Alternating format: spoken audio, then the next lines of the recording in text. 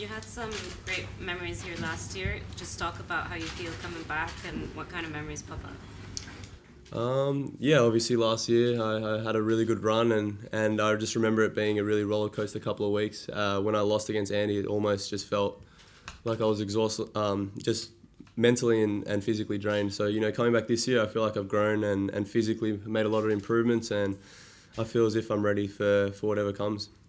How's your foot doing after the Kuyong issues? Yeah, obviously it was just a little bit of a niggle. And, I didn't want to pull out too early in the Kuyong. Obviously, David wanted to have some match practice, so I thought we could just play a set in a little bit, and obviously didn't want to hinder my, preparations going into the Australian Open. So, yeah, it's feeling good. I've had a lot of treatment on it. Can you talk about your first round opponent? Am I? Can you talk about your first round opponent?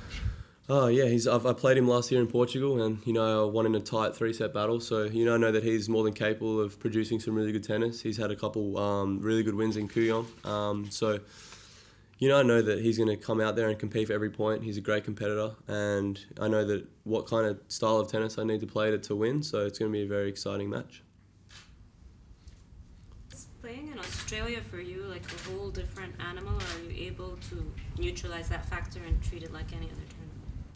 Yeah, there's definitely a little bit more expectation, and the crowd definitely expects any Aussie to play their best tennis here, and that's fair enough. I think that all Aussies should step up here and try their absolute hardest to bring the best out of themselves. But it's just in reality, it's just another tournament. If you lose first round, there's 50, 60 other events in the year that you can play and perform and turn that bad week into a good week. So.